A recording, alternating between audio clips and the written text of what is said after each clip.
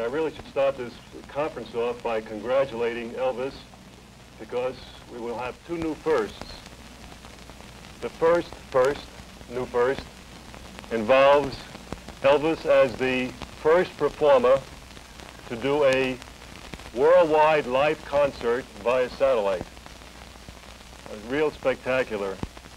And the second is that we will have a worldwide album via satellite. All of this has been made possible by the joint efforts of a lot of people, and especially including Colonel Tom Parker. Elvis, again, my congratulations for this spectacular. Thank you, sir. Thank you. A live concert, to me, is exciting because of all the electricity that's generated in the crowd and on stage. But it's my favorite part of the business, is a live concert. How do you pace yourself? Sir? How do you pace yourself? I exercise every day. I vocalize every day. I practice if I'm working or not. So I just try to stay in shape all the time, vocally and mentally. Which is harder? Well, both are tough. You got to work at them, but I don't mind it. It's worth it. I must say this about when we first approached the various countries around the world, Elvis is certainly the only performer that could do this today.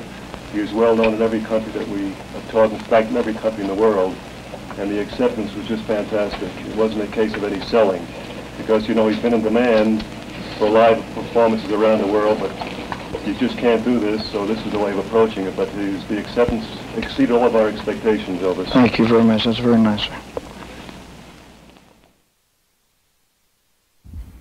I was expecting applause after Elvis had finished speaking. Yeah, what's going on? Good afternoon, everybody. I am Tupelo Tom Brown, and we are coming to you from the Guest House Theater at Graceland.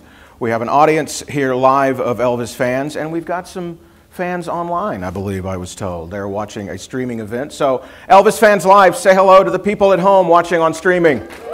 Yes. Guys are missing a party here at Graceland. Elvis Week, 9 days, because the Beatles had 8 days a week. So Elvis said, fine, we'll do 9 days a week. Elvis Week, 2023. And I got to tell you, I'm pretty excited about this. It's one of the events that I've been looking forward to all week. We have a new edition of Aloha from Hawaii via satellite. You heard Elvis talking about that right there in the video. He seemed to be very excited about it. So one of the things that I think is interesting about where we are in Elvis history is we continue to welcome new fans to the family. And if some of you are here for the very first time at an Elvis event, we welcome you to the big worldwide Elvis family. Give yourselves a hand, Elvis fans. All right. Now we're going to talk about Aloha from Hawaii, and I'm going to bring a couple of gentlemen out. I have a couple of firsts. My first. Thank you. You got that. I appreciate that. These gentlemen I've worked with before on the releases of Elvis, the product, and what they do with the music and the packaging is just fantastic. So let's welcome them to the stage. Roger Seaman, who is the art director and the photo researcher on this project. Roger, come on out. Hi. Good to see you. Hi, Tom. Pleased to meet you. We've got your drums back there ready to go for you. And the producer of the project. You guys have worked together, I don't know how many years. Well, since about 1986. Yeah. How long's that? Yeah. Too long. 2 winks and a nod. Ernst Jorgensen, the producer of the new Aloha from Hawaii. Everybody gets a Hitchcock entrance there with the shadow. Good to see you. Yeah, sure. Have a seat.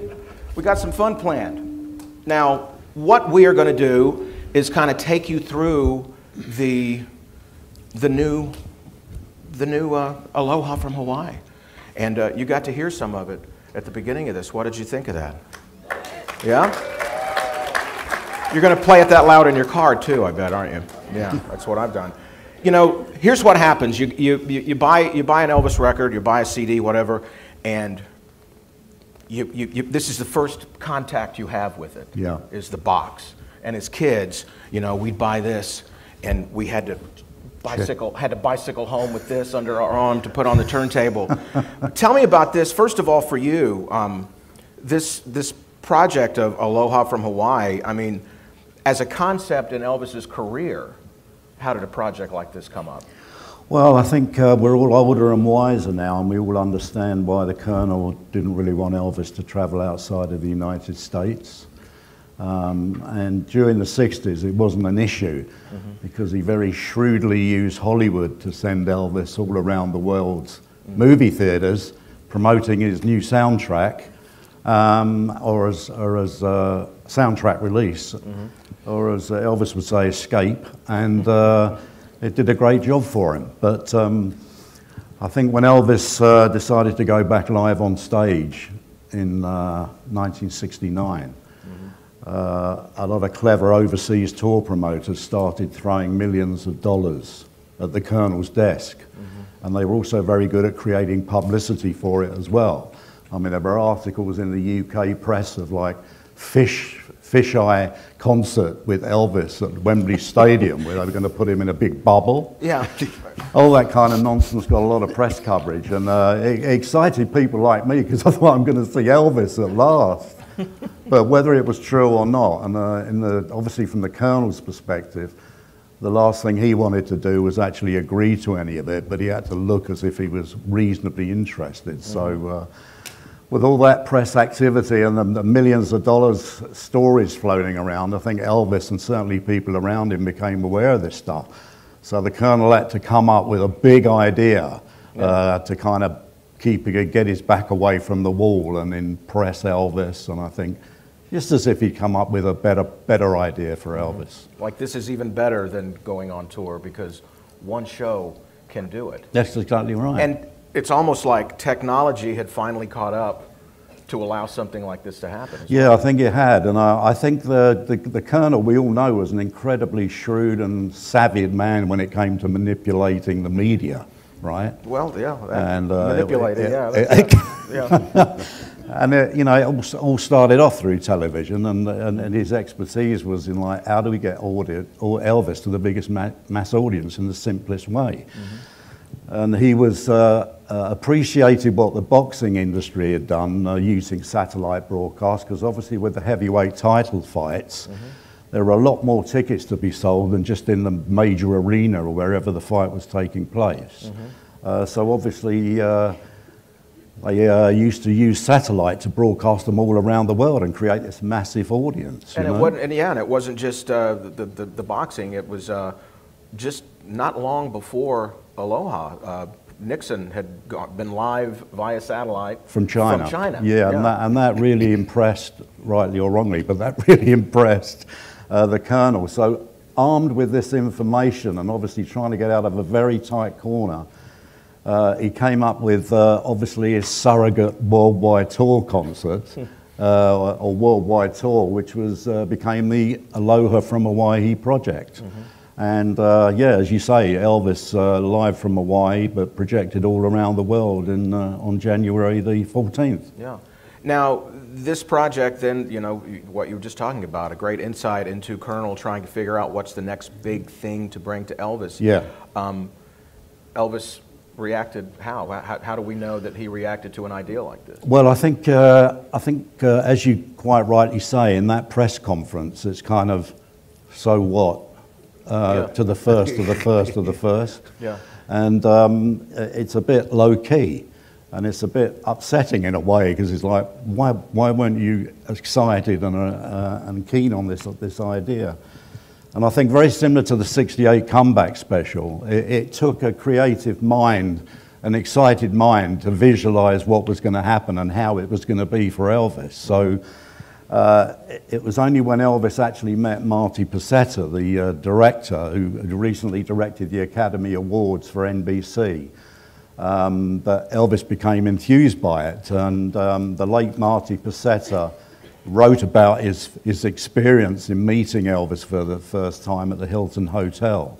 And it's the classic intimidation situation where he arrived at the Hilton and he goes into Elvis's room, and the bodyguards, some bodyguards are sitting there, and everyone's got sunglasses on. That's kind of threatening, right? Yeah, a little bit.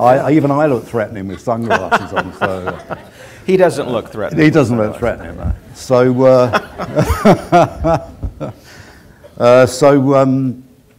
he says to Elvis, and I went to see your show in Long Beach, and he said, your voice was fantastic. He said, but the show was a little static. And I need to do something about that. I mean, I wouldn't have the nerve to say that to Elvis. I don't know if you would, but anyway, Marty was a truthful guy, and obviously this is what Elvis appreciated. So he said, there's a static show. If I'm going to have to do a 90-minute special for NBC, I'm going to have to create excitement without interfering with your stage show. I'm going to have flashlights everywhere. I'm going to bring in a creative director. His name was Ray Clausen. To create a magnificent set behind you of Elvis spelt in all different languages in neon lights. We're going to create an outline, a giant outline of your figure, and it's going to look fantastic behind you. All the time he's kind of doing this, you know, while he's talking.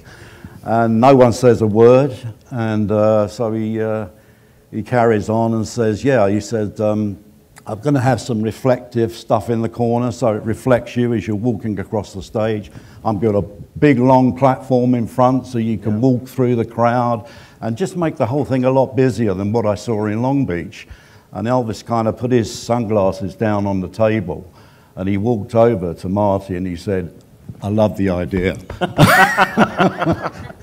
You got the job. So Marty felt good about things. That's almost exactly Steve Binder's story from putting together the '68 comeback. That once challenged and stood up to and talked to honestly. Yes, Elvis was picking up that challenge and saying, "Let's do this together." Yeah, and regardless of the spiel, I think if the Aloha special has got a magical look about it.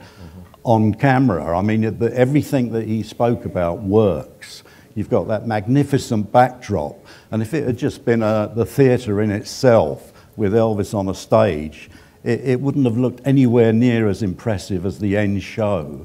And the other thing I think that really makes it intimate is the use of video, because if you look at the magical close-ups of Elvis's face in Aloha, every drip of sweat or tear, whatever it's all there, and it's so clear.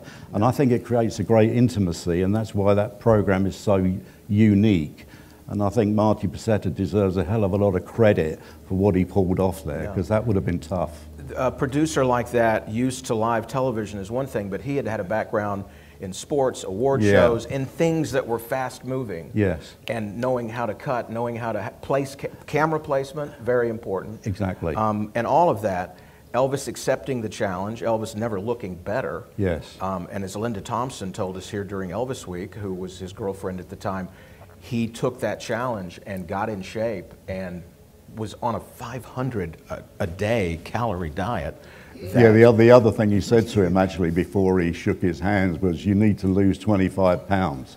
Wow. I kind of wouldn't have come out with that one. Wow. So, yeah, well, he took it as a challenge and he said, I'm going to look good. And I would say that the diet succeeded. Yeah. And they go to Hawaii, they do this concert. But Ernst, you do something in Elvis's song catalog that I always like is one of the first things you do is you look at where a project was in someone's career, what was going on at the time. So where exactly does Aloha fit into what's going on in Elvis's career at the time? I mean, he had a 23-year career alive and 50 more years after that. But so there's all these stories within the story, and excuse me, I'll go back a little bit to put this in perspective. In March of '68, Elvis he's at his bottom of his career. It's a new movie called Live a Little, Love a Little. Doesn't make it at box office. The single from it, A Little Less Conversation, went to number 70 on the Billboard charts. Nothing had ever done so poorly. And 3 months later, he records what we call the comeback special. And the whole world changes 180 degrees. Suddenly he's brought back. He then makes the Memphis sessions where he does In the Ghetto, Suspicious Spies, Don't Cry Daddy, Mama Like the Roses, all these phenomenal hits. And suddenly he's in the center of the music business again. The following year, MGM decides to do a movie about Elvis Presley rehearsing for Las Vegas to be seen all over the world. You know, so they will know how he puts his act together, how he jokes around, and that will be sent around the world. 2 years later, they make another one, Elvis on tour. You know, we go on tour with Elvis and see the excitement of that happening. We're at the summer of '72. He plays 4 sold-out gigs at Madison Square Garden in New York. In November, the On Tour movie comes out, and then Aloha from Hawaii. This is the ultimate triumph of his career. And on another level, an artistic level, again, when you go back, he does the '68 special, and we all love If I Can Dream, but basically Elvis was showing the world what he used to be, just in a better and more updated version. And when he goes to Las Vegas, there's a bit of that, but when we get to That's the Way It Is, Elvis is the king. He sings whatever he wants to sing, cover versions, country songs, stupid songs, whatever, but he's in total charge. And when you then get to the freedom that means to Elvis, song selection is something that only he decides. He has now this big orchestra, the 2 sets of backup singers, so he can do anything. And he loved the idea of the drama. And said, let's have a look at What Now, My Love, to just, you know, support that point of view. Wow. Couple of things I was saying to Roger, you feel that song building, the drama of that song building to that last section when he just takes it up and makes it even bigger. And that's a great example also of that Marty Presetta chosen production team that did so many close-ups and worked with Elvis. I mean, it was really a fantastic special for television. Because that was back in the era before the giant screens like we have, you know, in our homes now. And to see that face and to have that drama build. So great choice to show the drama of the song selection. I don't know if you do that at home. I actually don't, but just to go with it, just imagine what Elvis felt when he's up there at the end doing this, like he's directing the bloody orchestra. But you can see in his whole body that he's totally excited. I mean, it's not like he's doing it. No, he's into it. He is it when he does it. So, there's a lot of songs like that, but this is brilliant, I think. And it's a new song at that time. And one of the things I love in the way you guys are putting the packaging together is you're kind of obviously taking off on what was originally there. And inside the gatefold, you know, when you open the album, you've got that world map that I think they've got a slide of that. You've got that world map that really shows. I mean, almost everybody in the world could pick this up and see. Yeah, and everything's in all different languages as well, rather taking on the theme from Elvis in different, you know, languages at the back of the stage. So all that, I mean, that album when it came out really stood out in its own right, because the artwork was quite striking in a way. One of the things that I thought was interesting about this was how quickly this album got in stores, but that had been kind of a precedent set early in Elvis's career. Yeah, I mean, they did Madison Square Garden in just a few weeks, and it sold 1 million. And it was, you see, this is live performance, and back then there was a unpleasant thing going on in the business that bootleggers bootlegged big concerts and put them out on records instantly. It had been a problem with the Bangladesh show, and so you knew you had to prepare it all. You had to prepare the artwork, so you didn't have to wait until you knew what songs Elvis would do. So it came out very quickly. The real show was recorded, then filmed on January 14, and 10 days later they mixed the album, one day mixing, and then in February it's in the stores all over the world. Yeah, and at my house the next day, and in your house the next day after that.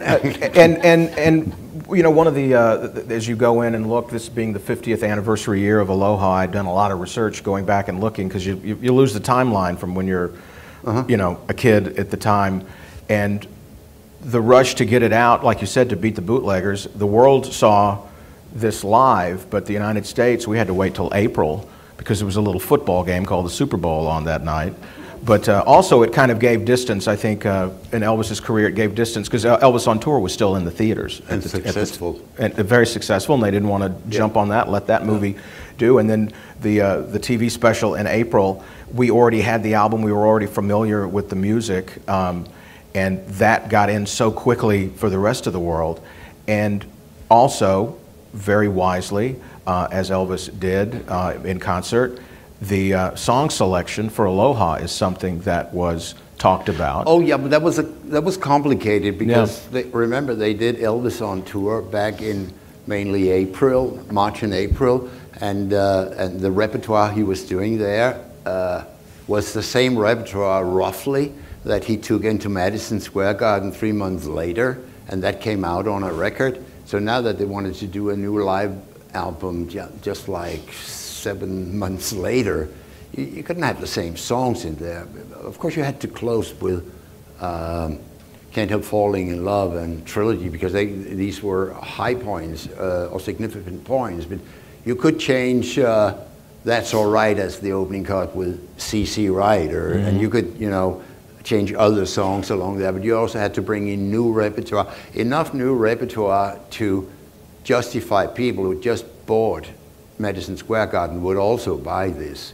Already in August of '72, he'd brought Fever and What Now My Love into to the show, and on a few occasions he even tried out James Taylor's Steamroller Blues. But as they go along, they will have to figure out what other songs. There's a beautiful version of I'll Remember You that connects to the whole Hawaii background of it, because it was written by a guy from Hawaii, and there were also other considerations of songs Elvis felt in love with. I mean, You Gave Me a Mountain is as dramatic as is What Now My Love. It's that whole emotional thing. And of course, even if Elvis may have had his misgivings, he had to perform his new #1 single, Burning Love. And that sounds kind of cooking, as you will hear now in our wonderful new mix. First of all, what about Ronnie Tutt? Yeah. Wow, on drums. You finally get to hear that drum just, oh, that's, I want to come back here and hear the whole Was that album. enough saxophone for you? That was enough saxophone. Okay. Thank He's you. Well, played saxophone. I do play saxophone, and I'm hearing horns I've never heard before. Right. Maestro Gershio's orchestra I've never heard like that before. James on the guitar. I mean, everybody just cooking on that. It's the second. That's your second song of your world concert, and it's just cooking. It's just amazing. Thank you for that. We'll come up with an explanation on why. Great clarity. Well, you know, I was just looking behind you at what's on the screen, and those are those tape boxes from back in the day that they worked with, that they mixed in a day. And, you know, maybe if somebody had the technology available at the time and maybe a little more time, they could have done something with that. And Ernst, I know you have a friend that you sat at a board with, and you guys worked on this project together. Would you like to bring your cohort, I guess? You should. I think we should, Okay. yeah. Matt, Because would you he's come hearing out? applause. Matt Russ Spang. Hey, my friend. See, Ooh, there's a chemistry and electricity between you. there is. Did you feel that you felt the electricity between you? Or it was just feedback? Maybe it was just feedback. you think we didn't know? Exactly. These audio guys, you know. Yeah, we're a bit of, we're loonies, right? A little bit. Oh, yeah, like, absolutely. But see, we'll try and explain why you can take something that was such an enormous success and everybody loved it and it sounded great, and actually make it greater. And we don't want to be too boastful. I'll be boastful on his behalf, and he'll be shy as he always is. But there is an explanation. One is the talent of the man who actually does the job. There are other elements to it because money plays into this as well. Back then, an album was mixed from 8 to 4 on a Tuesday, and that was it, one day. I don't think I'm exaggerating when I say that Matt spends certainly a month on an album, which of course, the harder you try, the better it gets. But it's also about a mindset, and the first time I tried to figure out what it was that was so good about the mixes he'd made for me, he said, well, I always try to make my hero Elvis's voice sound as good as it possibly can. So how do you do that? Well, luckily it was, all these things have been recorded so well, so all the magic's already there, the band played it great, so you don't have to fabricate anything, so then it's just really accentuating it. So this is a live concert, so Elvis's voice is also the drums, it's also the horns, it's also the everything. Oh, it leaks into the microphone, all okay. the sounds leak into it. So if you mute, a lot of times when we make records, we mute the voice and work on the band. But if you do that with a live concert, you're not hearing the band how they're going to hear until you have Elvis's mic up, and that's where all the energy is. So I always start with Elvis's mic and do what I need to do there. And then now, where they would mix by hand, and to remix a song or to fix it, they have to recreate their hand movement. So every mix would be completely different. I can save my little moves on the faders in the computer, and then I can recreate my mix or turn stuff up or down. So really, I can take more time with it, as you said. Well, let's try and hear what it is you start working with. So let's hear a track, the beautiful "I'm So Lonesome I Could Cry." Yeah. Thank you. Wow. I mean, had this been a studio recording, you would have had Elvis' voice isolated, only Elvis' voice. But this is a live concert, so whatever is picked up at Elvis' vocal microphone from the background is what you hear.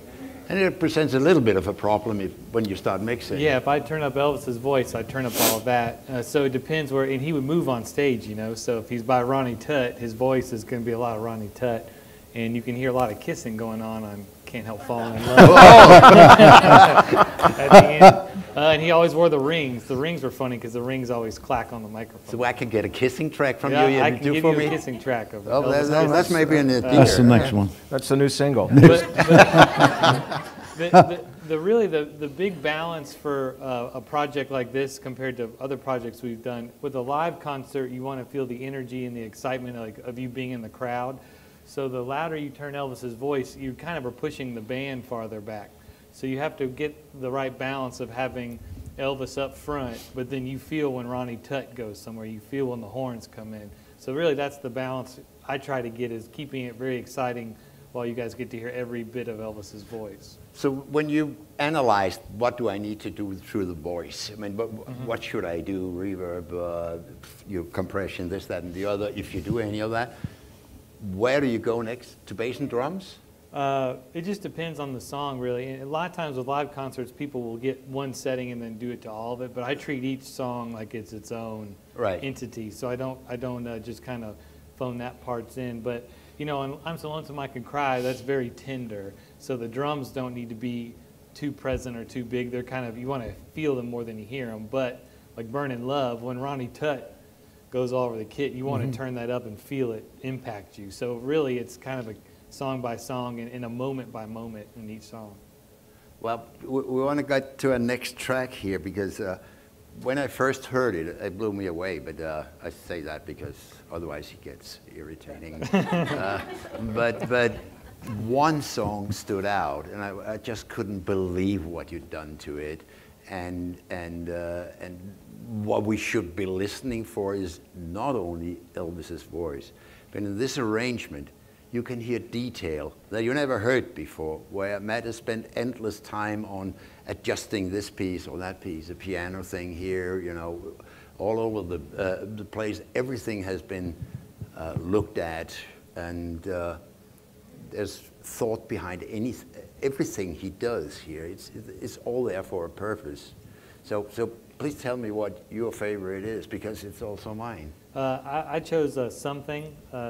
by the Beatles, obviously, that Elvis cut. But this one, if you have heard this original box set or the original recording a lot and seen the concert, this one you will hear the strings, you will hear Glenn Hardin, you'll hear James Burton like you've never heard before. And so it was really fun for me I always A-B the original mix when I'm working to make sure I'm not doing harm. Because that's the overall fear. And so it was really fun to listen to the original like I remember, and then popping this new one in. So. Wow. Okay, let's hear it. Wow. That was brutal. Somebody bumped the record player back there. Well, thanks for sharing this with us. It's a miracle. I'll see you in court. Matt Ross Spang. See, incredible. I'll come over and do the fade outs for you because that was a little abrupt. Yeah, but I don't know. I don't know what happened. An issue there. What gets me is that there are things on this, because we've heard it 1,000 times, but it, like Matt was saying, it was always there. Yeah. It was just in a place that couldn't be accessed by our ears, and for you guys to go in and find mixing 20 songs in 8 hours. I mean, the amount of time he spent on that is incredible. But did you guys hear stuff you've never heard before? I mean, we're talking like we're experts, but can you? Yeah. It's fun the next time you hear it. Just listen to where the horns come in, it all becomes big, and then you can still hear all these little things left, right, and it's like, there's a piano there. Oh, listen to the strings there. And so that's the magic of working with new technology. We have much better technology and real talent, like Matt. There's always a reason for songs to appear.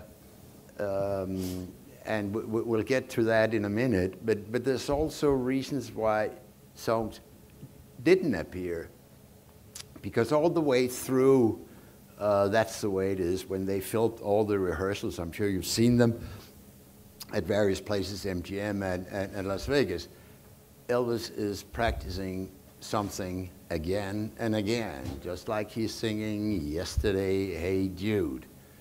When it comes to the time of the filming, they only spent one camera on something that Elvis did perform in one of the shows, and it didn't come out on the record. And you kind of think, well, Elvis maybe have not been so enthusiastic about what he'd done. But it turns out that the reality was that when you make the big business behind it, That's the Way It Is movies, there's all kinds of rules and regulations, and the Colonel still controlled Elvis publishing. So if you didn't assign part of your writer's share to the Colonel, he wouldn't let Elvis record the song. And by 1969, to go to Monsieur Lennon, McCartney, and Harrison and say, oh, Elvis want to record your song, but he wasn't to have some of your songwriter money. That was a no-go, and it didn't happen. And when we got to Aloha from Hawaii, the Colonel's publishing arrangement had fallen apart, and it was probably at a time where Elvis didn't care whether the rules were applied. But that's why that song was not in That's the Way It Is, but came in here. And there's different stories about all these songs that some of us and others go real deep into figuring out. But sometimes we get the explanation. Sometimes we have Elvis up on stage, ready to go into the next song. You ain't nothing. No, that's not that song. He goes into, stops for a minute and says, this song means a lot to me, or this song is so beautiful, where he takes one of the 20 songs out and makes a special intro. And the one we're going to hear now is called It's Over. And I know... And before we do that, though, because I do want to tag on here. Yeah. Elvis's song selection, like you said, by this time is he wants to sing what he wants to sing. Sure. And even in the 70s on albums and everywhere, you kind of knew where Elvis's head was by the songs he was selecting to sing. That's a good point. And this is another example of that, of look at the timeline, what's going on in Elvis's life when he sings a song like this, when he sings a song like Fool, when he sings a song like Separate Ways or Always on My Mind, those songs about love and love gone. And It's interesting, the selection. That's a very good and this point. this song I think is a great example of that, and maybe why he called it out special. You know. Yeah, I think it is, and it's beautiful. He sings it with great sincerity, but it's not something that he keeps singing. Yeah, it's of the time of that moment where he was. Yes. Yeah. So it's over, but it's not. We're coming back. Yeah. Elvis was not subtle with some of his endings. You know, they built and built and built, and then he just topped it. That was amazing. And we were just talking about at the time back when this came out. Roger asked me. He said, "Did you by this time did you have a big stereo or did you have?" I said, "Oh, I had a stereo that played LPs and 8 tracks." And had 2 speakers, but you said I just have 1 speaker. Well, I hope you've made up for it by now. I've got big speakers now. I tell you, this is like everybody wants a room like this at their house to listen to Elvis. It's been great to really go through this packaging, and I know that this is one of your specialties Can I like how you put all this together. Because I've got a story to tell about this. Is there anyone else in the UK from here? Oh, good for you. Well, I have to say that we were shortchanged in the United Kingdom because we didn't get Aloha from Hawaii till 1978. But we did get this. But yeah, we didn't get to see the show because we were impoverished and the BBC wouldn't pay the money, which is incredible when you think about it now. Wow, yeah. But we enjoyed it in 78, so Yeah. there you go. The other key thing about this album, and then the historic thing for me, is this is the last Elvis album that I ever had to buy, because I joined RCA 3 months later. Wow, wow. So that's good. But I've been getting my money back ever since on all the old records. I was going to say you're almost even now. I'm nearly even. Give me a couple of years. Yeah, You know. yeah. But the great thing about this album is, I said earlier, it really stood out in the marketplace. And quite frankly, when you think what it was competing with, it's quite staggering because the UK charts, the American charts were full of Led Zeppelin, Elton John, Genesis, David Bowie. I mean, it was incredible what this was competing with. So it really did stand out. But it competed in that marketplace. But I think it's fair to say that it actually means something more now than it did then to me, because the artwork was great, but I was always, I think one of the reasons why I started doing Elvis artwork as soon as I possibly could, which was that year, it was, I really wanted to get it right, because we've been having Elvis albums time after time, obviously with Elvis with a jumpsuit and nothing else, quite frankly, to enjoy in the package itself. So the greatest enjoyment for me is being able to take these original albums, and we've replicated this in exactly the same way that it was, because that's the right thing to do. But then we get to create a fabulous box set, which this time round, that we've kept the same original sleeve, but when you go inside the package, we're now able to obviously source, locate, find wonderful photographs that were actually from the show itself. And that's a great thing to be able to do. As we showed earlier, we get access to the original recording tape boxes that we can feature in the packages. We then can go and find 8-track cartridge tapes. Yes. RCA records and tapes. RCA records and tapes. And just generally find all the memorabilia that goes with that event that was never there in the first place. And that there's a joy in that process, in the same way that Ernst and Matt recreate the music and put that right. There's my 8-track. There's your 8-track, yeah. I'll send it back to you next week. There's a real joy in this process, and this is the glory of what we're able to do, is to get it right for the time and create these packages. So in addition to all these wonderful photographs and memorabilia that exist in the box set, we've also got obviously 2 CDs of the original concerts that are newly mixed by Matt. We've got a bonus CD of the after show recordings.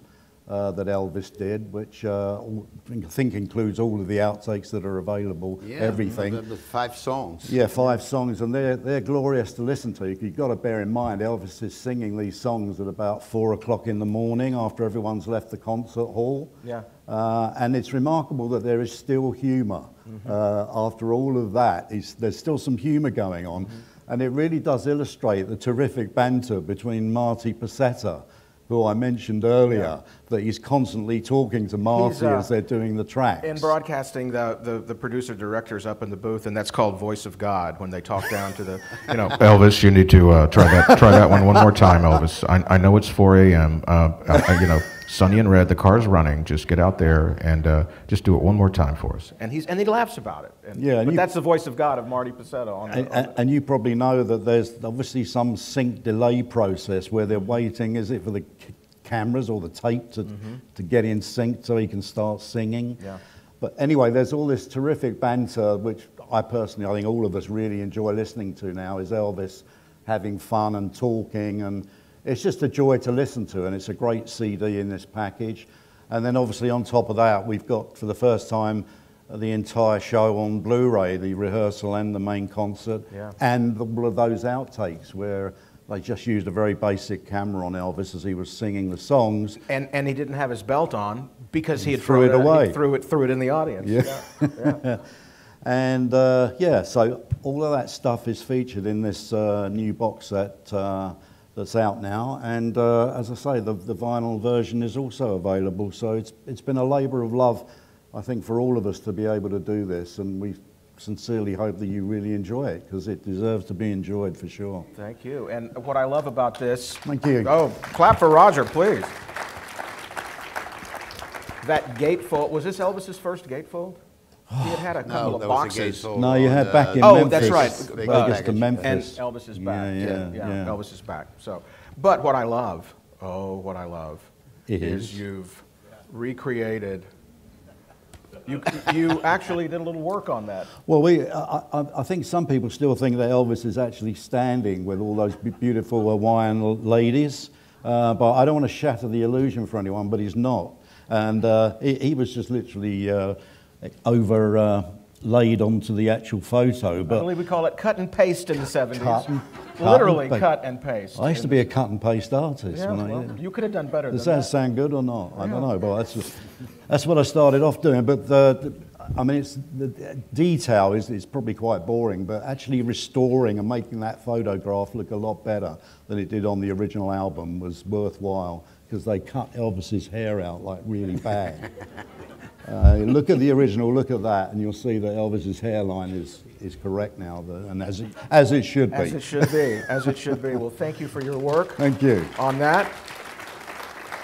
And finally, like you were saying, something we didn't have at the time, because one of the cool things when I was a kid was you got the album, and some of the artists, you would put the album on and you would read along with the lyrics. You would look and see who the band was in the band and where it was recorded. Elvis almost never had that information. No.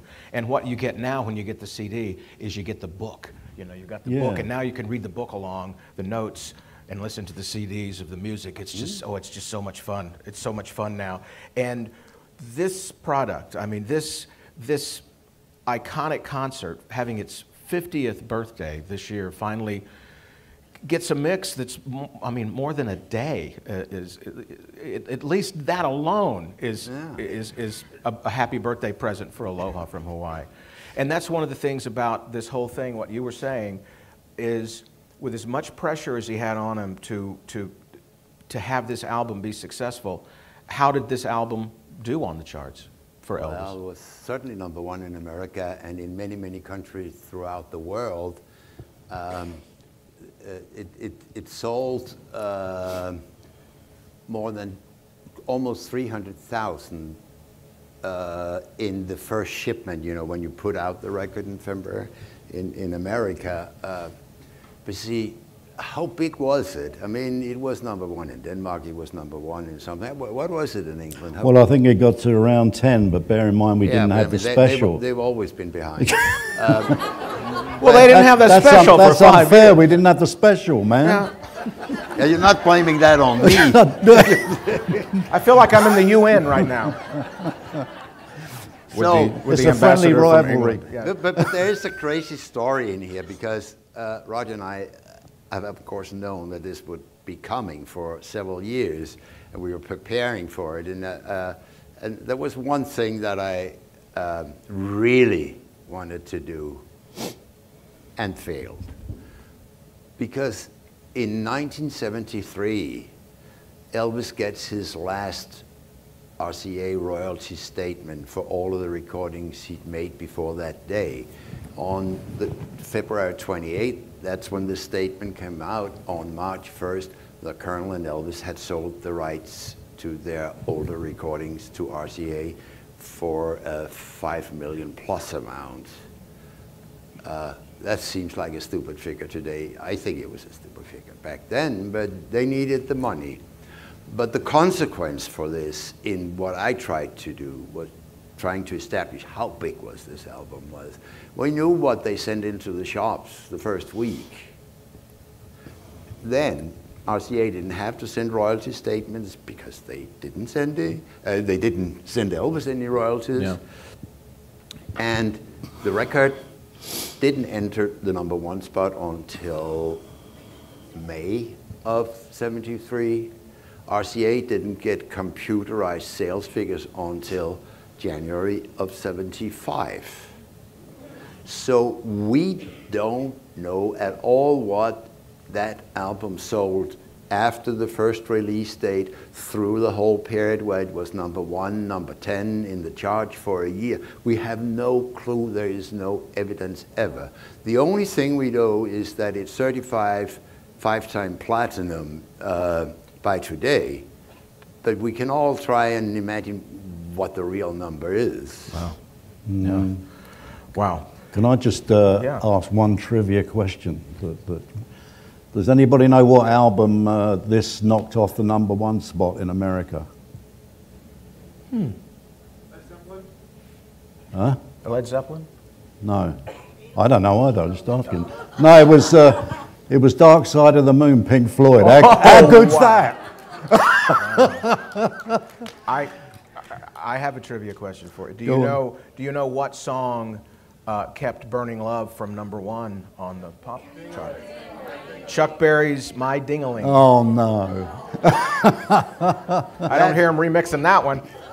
That's why God invented Cashbox magazine. Yes, thank you. We didn't have that. We had #1 on Cashbox, that's right. Well, what we've been talking about, and you alluded to it in the outtakes from 4 o'clock in the morning after he's done an incredible worldwide performance, is Elvis cutting those songs afterwards for the little video montages, and he still has his sense of humor.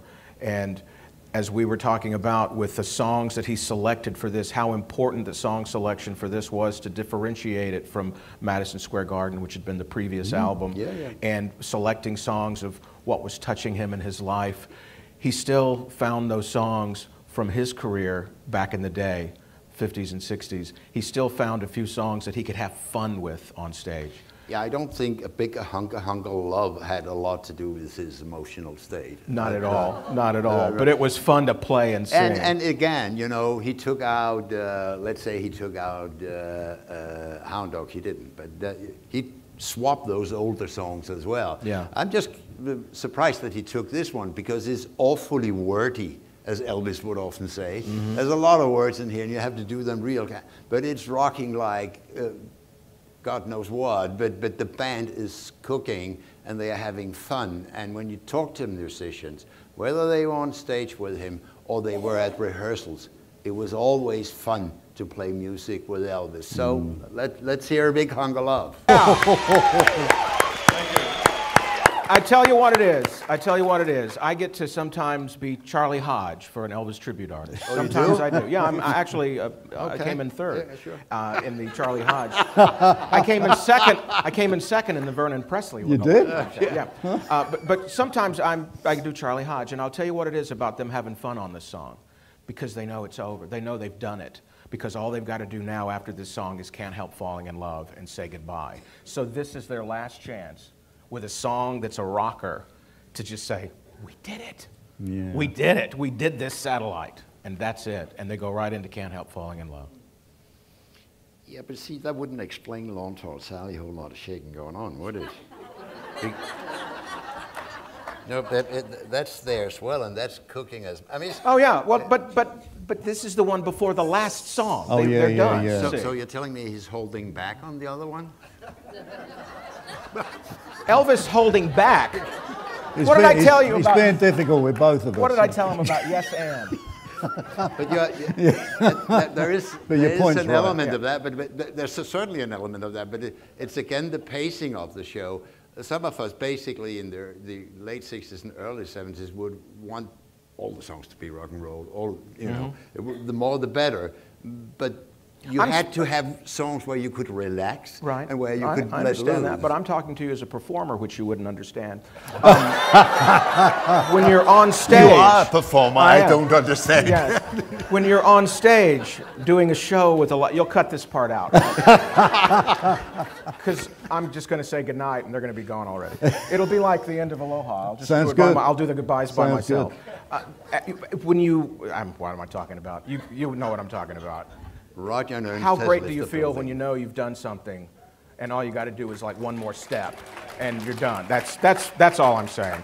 But it's fantastic. I'm not belittling your work. It's incredible Yes, for you what are. you did. No, not as far as you know. It's been amazing to be able to listen to this, and I want to thank everybody, Tom and everybody from Sony, who, when we were preparing this, unlike in years past. I said, well, about how long do we want the songs to go? And he said, you know what, Tom? They deserve it. Play it all the way through. So let's hear it for them, because we could have gotten you out of here earlier, but I don't think we minded listening to the entire song selection, right? Yeah, why? And what about the work of Ernst and Matt Ross Spang? Well, thank you. Yeah. Fantastic. Any parting shots, Roger, that you'd like to take? Not of you personally. Thank you. I've got nothing but admiration for what you do. Thank you. You hold it all together, thank God. I just want to say what a privilege it is to be here and with this album. It's always an honor, and we're so privileged to be able to work with Elvis. So we're as much fans as you guys are sitting in the audience, so it's a thrill for us to be here. It's remarkable that we're still here after all these years, quite frankly. But thanks for all your support and for buying our records and being here now. It shows that we all really still care and love Elvis. So thank you very much. Yeah. And that, I think he makes a great point. The way you guys work is the extra TLC, the extra love that you take because you are fans of this. Yeah, of Elvis. it's been a funny thing. When I was a kid, Elvis was the king of pop in Europe. I mean, forget Hound Dog and Jailhouse Rock. We grew up on I Lonesome Tonight, Little Sister Surrender, She's Not You. And suddenly in the middle of the 60s, that whole world collapsed. Because if I tried to defend Harum Scarum in my school class, that was hard. So I bought Doors records and Rolling Stones records because I wanted to be hip like the rest of them. And I secretly bought those Elvis albums. And that's where my whole passion came from, that I couldn't believe that Elvis Presley could put out within months singing Old MacDonald. And 3 months later, or 3 months earlier, whatever, he'd release Big Boss Man. These were two complete different people. Yeah, yeah.